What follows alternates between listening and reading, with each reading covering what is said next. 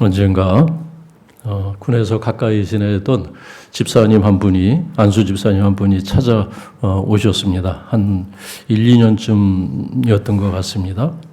그러면서 찾아와서는 대뜸 뜻밖의 얘기를 합니다. 신학교를 가려고 준비를 하고 있다는 거예요. 그래서 신학교를 가기가 참 어려운데 나이가 있고 또 시험을 보는 그것도 쉬운 일이 아니고 그런 생각을 했는데 이제 특별 전형이라는 것이 있나 봅니다. 어떤 공공기관이나 정부기관이나 그런 데에서 일정한 기간 경력을 쌓은 분들한테는 무시험으로 전형되는 그런 특별 전형이 있다는 것을 알고 그 특별 전형의 조건이 된다는 거예요. 그래서 신학교에 가서 공부를 해서 목사가 되겠다는 겁니다. 이제는 그 하나님의 일만 하면서 살고 싶다는 거예요.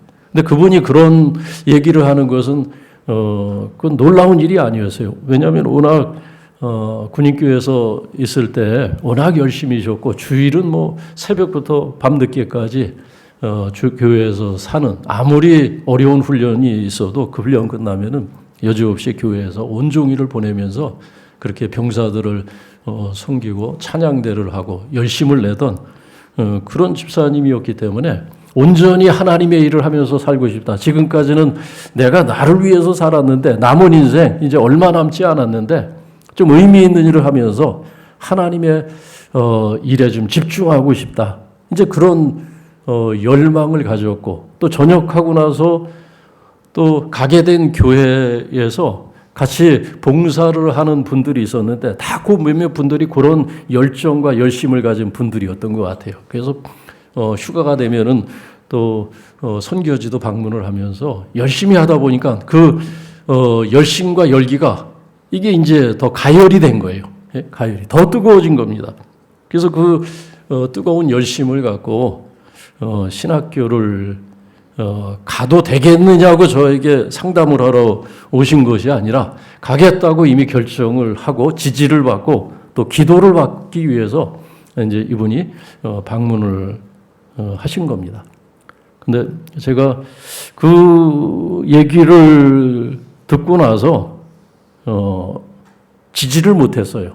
지지를 못하고 굳이 신학교를 가야 되겠습니까? 라고 말씀을 드렸어요. 굳이 목사가 될 필요까지 있겠습니까? 목사는 지금 충분한데 오히려 하나님을 온전히 섬기는 평신도 사역자들이 귀한 시대인데 지금 하시는 일을 하면서 그렇게 교회 열심히 섬기시고 지금처럼 하면은 그게 하나님의 일일 터인데 지금까지도 하나님의 일을 하면서 살아오셨는데 굳이 연세가 꽤 되신 분이 신학교 가서 고생을 하면서 어려운 신학 공부하면서 목사 숫자 하나 더 늘릴 필요가 있겠느냐고 이제 그런 말씀을 제가 진지하게 드렸어요. 그 기도를 이제 해드리면서 주님께서 드렸던 기도처럼 똑같은 기도를 드렸습니다.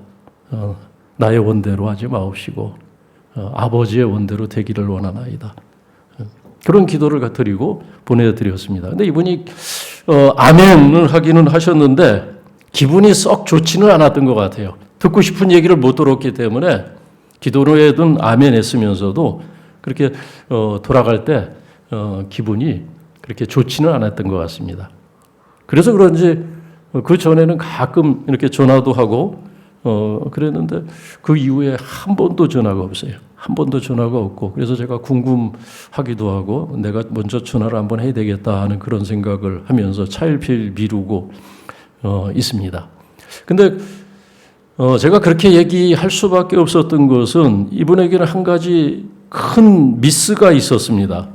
오해가 있었는데 어떤 오해였냐면은 목사는 하나님의 일을 하는 사람이다. 그리고 평신도는 세속의 일을 하면서 살아가는 사람이다. 그 이분법적인 생각, 그 생각에 고착이 되어 있었던 겁니다. 고착이. 여러분 근데 목사가 하나님의 일만 하는 사람입니까? 목사도 하나님의 일을 안 할 수가 있어요. 목사도 목사직을 갖고 있지만 자기 일을 하면서 살아갈 수가 있습니다. 저는 그런 분들 많이 봤어요. 분명히 목회도 하고 설교도 하고 하는데 자기 일을 하면서 살아가요. 자기 영광을 구하면서. 저도 그럴 가능성이 충분히 있고 저도 그럴 경계선에서 왔다 갔다 할 때가 있어요. 그래서 저도 저 자신을 살피는데 얼마나 조심하는지 모릅니다. 저 자신을. 내가 목사로 살아가면서도 내 일을 하는 것은 아주 손쉬운 일입니다. 여러분이 눈치채지 못하게 제 일을 하면서 살아갈 수가 있어요. 목사가 되면 하나님 일 한다. 그건 큰 오해죠. 또 평신도가 되어서 교회를 섬기는 거, 안수집사로 권사가 되어서 교회를 섬기는 것은 그것은 충분히 하나님의 일이 아니라고 생각하는 것. 그것도 얼마나 미숙한 생각입니까? 그것도 얼마나 짧은 생각이에요. 그래서 그렇게 딱 이분법적으로 생각하기 때문에 그 사이에서 결정에 큰 미스가 나고 많은 시간과 안 해도 되는 고생을 하면서 살아가는 분들을 저는 너무나 많이 봤어요. 평신도로서 저는 하나님의 일을 하면서 하나님의 일을 온전히 하면서 살아가는 분들을 너무 많이 봤습니다. 여러분, 그래서 우리가 그 직업이라는 거, 어떤 직업이든지, 그 직업이 무엇이든지, 농업이든지, 상업이든지, 의사든지, 교사든지, 엔지니어든지, 회사원이든지, 우리가 그 직업이라는 것을 그냥 잡으로 이해할 수가 있어요? 생계수단으로, 돈벌이의 수단으로 생각한다면 그것은 그냥 잡이에요. 그러나 그리스도인들에게 직업이라고 하는 것은 내가 하루 일주일 동안 일하는 그 일은 단순한 잡이 아닙니다. 그것은 우리는 뭐라고 합니까? 그것은 우리는 버케이션이라고 하지 않습니까? 천직이라고 얘기합니다. 천직이라고. 그래서 직업을 나타내는 단어, 그것을 잡으로 이해하느냐? 잡으로 이해하는 것은 그냥 직업이라는 것을 그냥 세속의 일로 생각을 하고 이분법적으로 나는 그냥 이것을 통해서 돈벌이를 하는 것이다 생각하면 그냥 잡이에요. 그러나 그것이 하나님께서 내게 주신 소명이기 때문에 천직이다. 바꿀 수 없는 소중한 그것이 어떤 것이든 나에게 주신 하나님께서 가장 내게 맞는 직업이라고 고백을 할 때는 그것은 버케이션이라고 얘기하는 겁니다. 근데 이 버케이션이라는 단어가 라틴어 보카레라는 단어에서 왔어요. 보카레라는 동사가 있어요. 근데 그 보카레라는 동사의 뜻은 모르지만 부른다는 거예요. 부른다. 이리 오라. 콜링. 그러니까 버케이션은 직업이라는 뜻도 있고 소명이라는 뜻도 있어요. 하나님이 나를 부르신 자리. 지금 내가 하고 있는 이 일은 하나님이 나를 부르신 자리입니다. 그래서 종교개혁자 칼빈은 그 옛날에 모든 직업은 다 성직이다. 그리스도인들에게 있어서 하나님 앞에서 자기 삶을 살아가는 모든 그리스도인들이 갖고 있는 직업은 신성한 것이라고 얘기했어요. 교사도 성직이고 대장장이도 성직이고 총과 칼을 들고 전장에서 싸우는 군인도 성직이고 신부만 성직이 아니다. 우리 모두가 우리가 하고 있는 일은 거룩한 하나님의 소명이다. 그래서 그 일을 열심히 하자. 무슨 일이든지 열심히 해서 이윤을 남기라는 거예요. 그래서 기독교가 일찍이 들어간 서구 사회에서 그래서 자본주의가 싹튼 거예요. 이윤이 남기니까 그 이윤이 쌓여서 자본이 되고 자본을 대투자하니까 그게 나중에 이제 산업혁명으로 꽃을 피우게 되는 겁니다. 우리는 얼마든지 내가 가진 그 직업을 성실하게 수행하면서 그것을 통해서 하나님의 일을 할 수가 있는 것입니다. 여러분, 오늘 무리들이 예수님을 찾아왔던 예수님께서 그렇게 흩으셨고 돌아가라고 흩으셨고 그들을 피해서 예수님께서 서둘러서 배를 타고 가버나움으로 제자들과 함께 이동을 하셨는데 그 5,000명 되는 그 사람들 가운데서 열심히 특별했던 무리들이 있었어요. 열심히. 그래서 그 다음날이 아니라 이튿날이네. 이틀이 지나서 그들이 다시 그 오병이의 기적의 현장에 찾아왔고 거기 주님과 제자들이 없는 것을 보고 바다까지 그 배가 있는 그곳까지 가고 거기 또 배가 다른 배들, 배 한 척만 있고 다른 배는 없었던 것을 보고, 그리고 이제 배 타고 예수님과 제자들이 그 건너편으로 갔나 보다 생각을 해서 자기들도 배 타고 배에 나눠 타고 지금 가버나움으로 찾아왔다는 겁니다. 그러니까 하루 종일 이리저리 왔다 가면서 주님의 흔적을 찾아서 여기까지 지금 찾아온 거예요. 그들이 주님 앞에 너희가 썩을 양식을 위해서 살지 말고 일하지 말고 영생하도록 있는 양식을 위해서 일하라. 그런 말씀을 듣고 이들이 하는 질문이 뭐냐면 어떻게 해야 됩니까? 그러면 어떻게 하는 것이 하나님의 일을 하는 것입니까? 그렇게 이제 28절에서 질문을 한 겁니다. 어떻게 하면 하나님의 일을 하면서 우리가 의미 있게 살아가는 것입니까?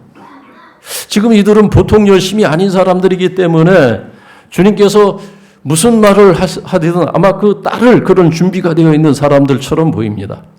뭐 지금 그냥 이들의 열정이라면은 지금 하나님의 일이 제자가 되는 것이다. 그렇게만 말씀하면 지금 12제자가 지금 수십 명으로 불어날 판이에요. 이들은 나를 따르라. 너희도 제자가 되라. 하면은 자기 생업 다 내려놓고 자기 생업 다 포기하고 지금 주님을 쫓아다닐 그런 지금 준비가 되어 있는 사람들처럼 보입니다.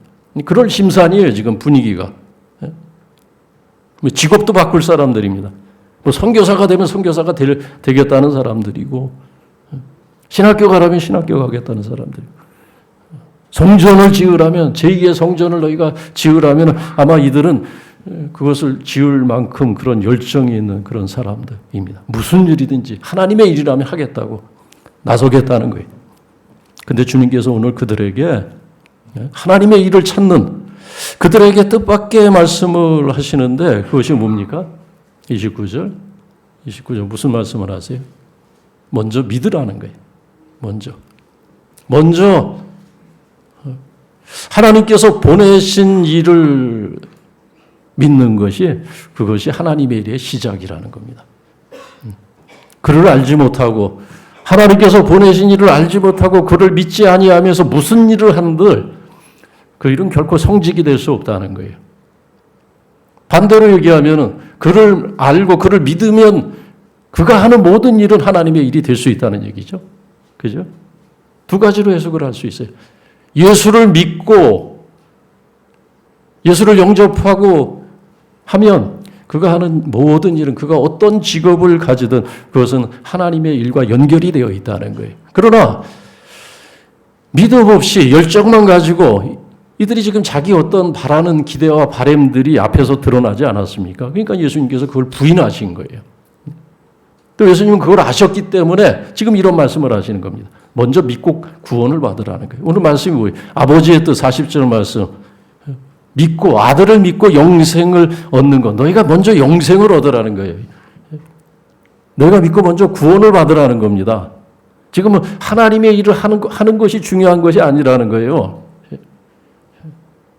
여러분 우리가 지난 금요일에 이틀 전이죠. 매일 성경 읽었던 본문이 어떤 본문인지 여러분들 기억이 나시죠? 요한복음 3장이었어요. 우리가 이미 앞에서 다 공부했던 말씀입니다.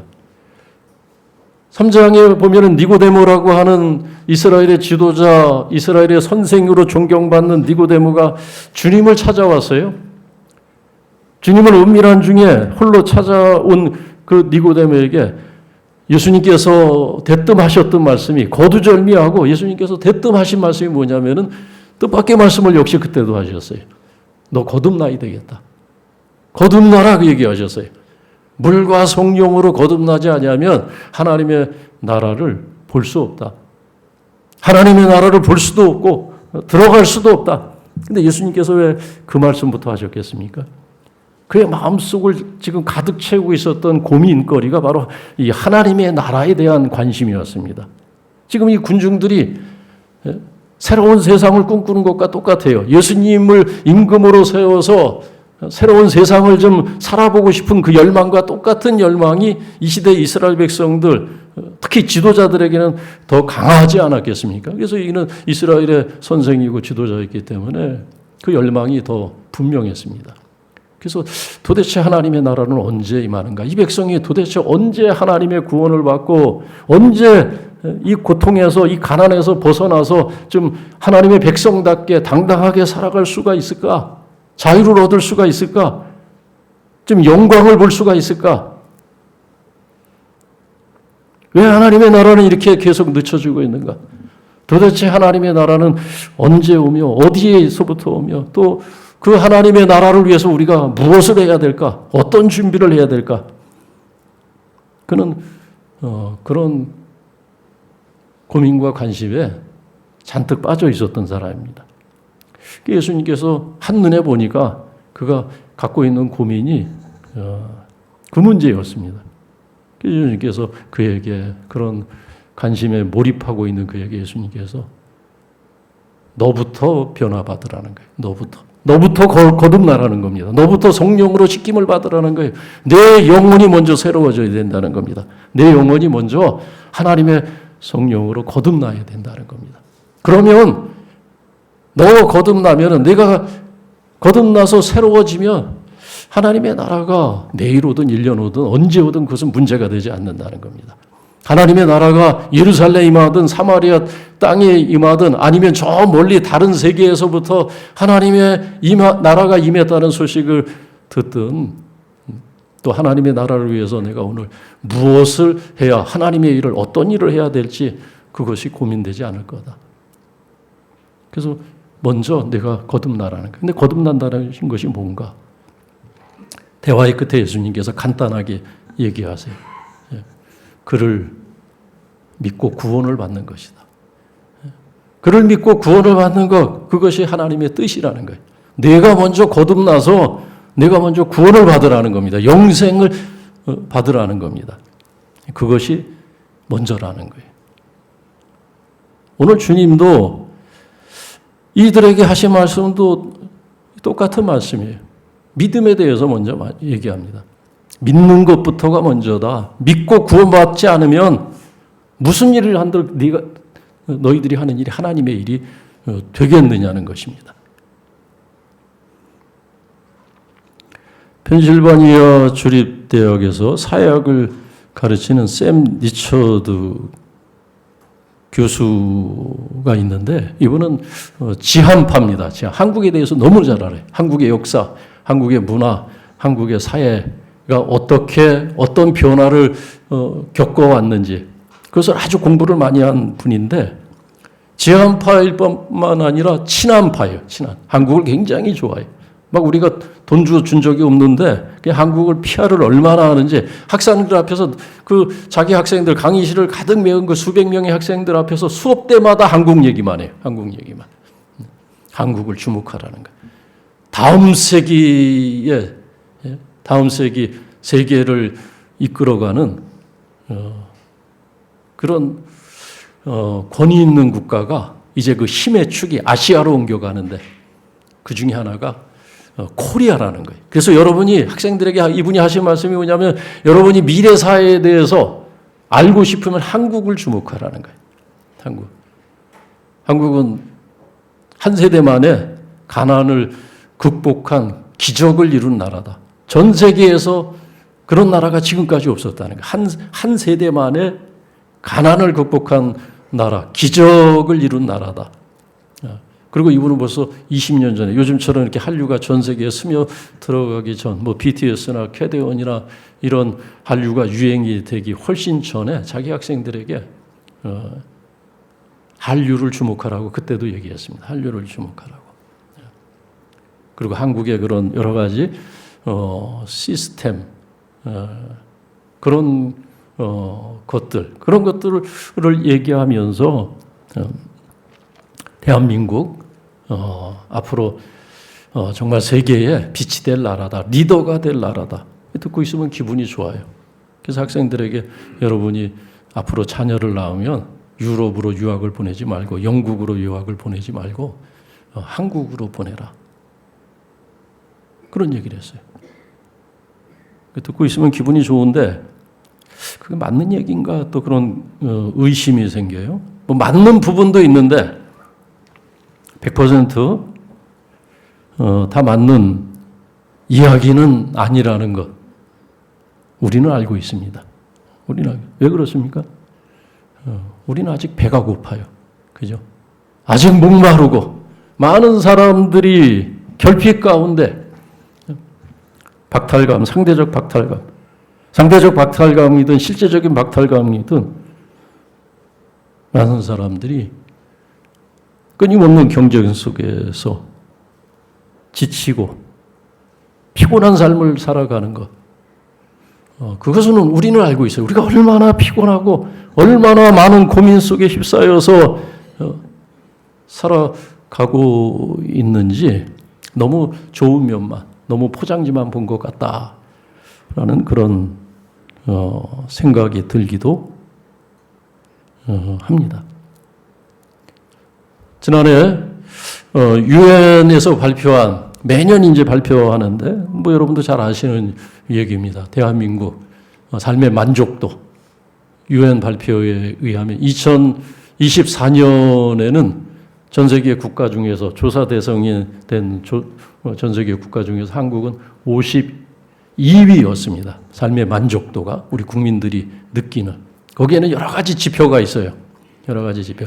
뭐 우리의 GDP 또 교육 수준 그리고 사회 인프라 그리고 사회 경제 정치 청렴도 이런 여러 가지 지표를 따져서 이제 점수를 내는데 그리고 순위를 정하는데 한국은 52위였습니다. 그리고 1년이 지났어요. 1년 동안도 대한민국은 혼돈과 여러 가지 갈등 속에서도 젊은이서부터 시작해서 어른까지 누구 하나 넋 놓고 있지 않고 손 놓고 있지 않고 열심히 살지 않았습니까? 열심히 달리고 열심히 일하고 그러면은 어떻게 되겠습니까? 그 순위가 순위에 어떤 변화가 있고 좀 변동이 있을 거예요. 근데 얼마 전에 발표한 순위를 보면 52위에서 그렇게 수고하고 그렇게 땀 흘렸는데도 58위로 떨어졌어요. 삶의 만족도가. 피곤하다는 거예요, 우리. 피곤하다는 거예요. 그리고 OECD 38개국 중에서는 2025년 행복지수는 33위를 기록을 했습니다. 한류가 전 세계를 지배하는 것 같고 그렇게 우리의 소득은 정말 흔히 말하는 대로 괄목상대하게 우리 여기 계시는 분들 다 가난한 것이 어떤 것인지를 어렸을 때 직접적이든 간접적이든 다 경험하지 않았습니까? 모든 것이 좋아졌어요. 모든 것이 좋아졌는데 행복하지 않다는 거예요. 행복하지가 않다. 배고프다는 거예요. 아직도 목마르다는 겁니다. 왜 그럴까? 왜 그렇겠습니까? 저는 요즘 예수 믿길 참 잘했다는 생각이 들어요. 나이가 들면서 한 해 한 해 나이가 더해가면서 야 예수 믿기 참 잘했다. 이게 얼마나 큰 은혜인가. 주님을 알고 그를 내 마음에 모시고 살아가는 것, 구원을 받는다는 것이 이것이 얼마나 실제적이고 이것이 그냥 우리의 어떤 내세의 그런 보장뿐만 아니라 얼마나 오늘 나를 지켜주는 나의 삶의 공허를 메꿔주는 나의 삶의 공허를 채워주는 그런 축복인가 그런 생각을 해요. 해가 지는 여러분 석양을 볼 때도 그런 생각이 들어요. 석양이 지는 걸 보면서 우리의 인생이 꺼져가는 것 같은 그런 그 광경을 보면서도 야 예수 믿지 않으면 도대체 인생이 허망해서 어떻게들 살아가나. 저 지는 석양처럼 아침에 떴다가 어느새 떨어지는 저 석양과 같은 것이 인생인데 얼마나 인생이라는 것이 허망한가. 근데 예수를 믿어요. 예수를 우리가. 오늘 우리가 80전 찬양했지만 어제나 오늘이나 살아계셔서 언제나 하시는 일, 나 같은 죄인 참 복을 주시는도다, 참 평안을 주시는도다, 참 소망을 주시는도다. 오늘도 살아계셔서 어제나 오늘이나 장래나 살아계셔서 나 같은 연약한 인생, 소멸해 갈 수밖에 없는 인생, 쇠약해 갈 수밖에 없는 인생, 저 서산에 기울어 사라지는 그런 허망한 인생 살아가는데 우리에게 그런 우리 연약한 인생, 그런 인생, 허망한 인생을 우리가 살고 있는데 참 소망을 주신다는 거예요. 참 소망을 주셔, 참 복을 주신다. 근데 사람은 참 소망과 참 복을 모르면은 배고픈 거에 항상 배고픕니다. 왜냐하면 우리는 영적인 존재이기 때문에. 영적인 존재는 아무리 좋은 것 먹어도 배고픈 거예요. 아무리 많은 것 먹어도 배고픈 겁니다. 목마른 거예요. 아무리 좋은 거, 독주를 마셔도 아무리 비싼 양주를 퍼부어도 우리 목구멍에 늘 갈급하고 늘 배고픈 것이 인생입니다. 왜냐하면 우리는 영적인 필요를 갖고 있어요. 영적인 존재라는 것은 영적인 필요가 있고, 그리고 그 영적인 존재는 우리를 지으신, 우리의 생명이 근원 되시는 하나님만이 채워주실 수 있는 그것은 공간이에요. 그 우리의 마음의 공허. 왜 사람들이 공허하다고 하나? 왜 배고프다고 하나? 다 대한민국은 대단하다고 하는데, 기적을 이루었다고 하는데, 너무나 잘 산다고 얘기하는데, 그 우리는 아니라는 거예요. 우리는 피곤하다는, 끊임없이. 그 우리가 더 소유하고 더 많이 소득을 얻으면 그 고민이 끝날까요? 절대 안 끝납니다. 절대 그것은. 여러분,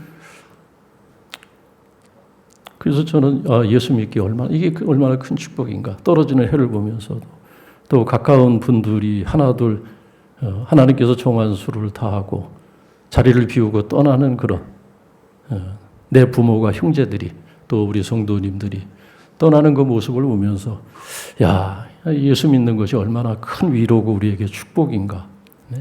참 복을 주시는 분이 예수님. 이게 구원을 받으라는 거예요. 구원을. 하나님의 일 하겠다고 그렇게 나대지 말고 무슨 대단한 일을 하겠다고 나대는 거. 그거보다 더 중요한 것은 네가 믿고 구원을 받으라는 겁니다. 내가 믿고 영생을 얻으라고 주님 말씀하시는 겁니다. 예. 만나를 달라고 합니다. 만나를. 그러나 예수님은 만나보다 더 중요한 것은 생명의 떡이다. 내가 생명의 떡이다. 35절에서 말씀하세요.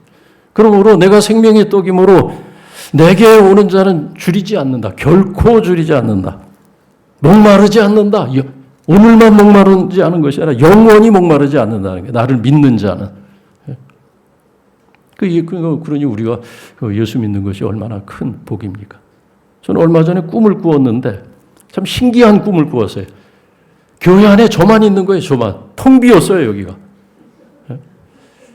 그래서 얼마나 제가 당황하고 꿈속에서인지 마음이 서늘하고 공허한지 몰라요. 꿈에서 깨어났는데도 그날 하루 종일 마음이 공허하더라고요. 마치 내가 맞이할 미래를 보는 것 같아서.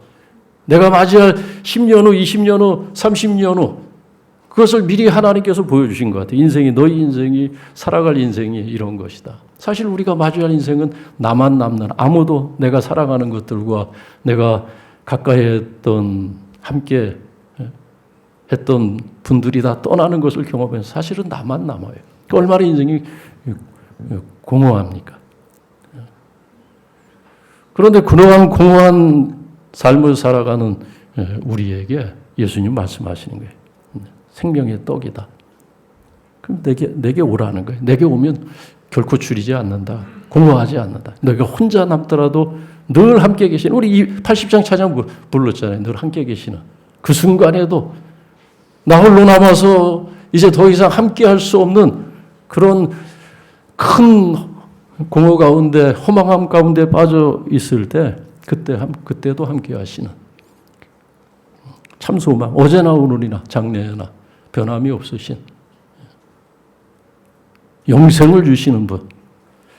우리가 이 은혜를 알지 못하면 우리 인생에 우리가 외면하고 살아가는, 사실 외면들 하죠. 외면들. 숨기고 있어요. 어떤 사람들은 그것을 술로 달래고 있고, 어떤 사람들은 그것을 이것저것 뛰어다니면서 오락을 하면서 그것을 극복하려고 하고, 어떤 사람은 점점 더 큰 집으로 옮기면서 뭔가 소유를 누리면은 더 그런 것을 메꿀 수 있는 것으로 생각을 하지만, 그러나 우리가 지난 수요일에도 읽었지만은 솔로몬이 내가 내 삶을 즐겁게 하리라, 내가 낙을 누리리라 하면서 온데방네 다 뛰어다녔다는 거예요. 예.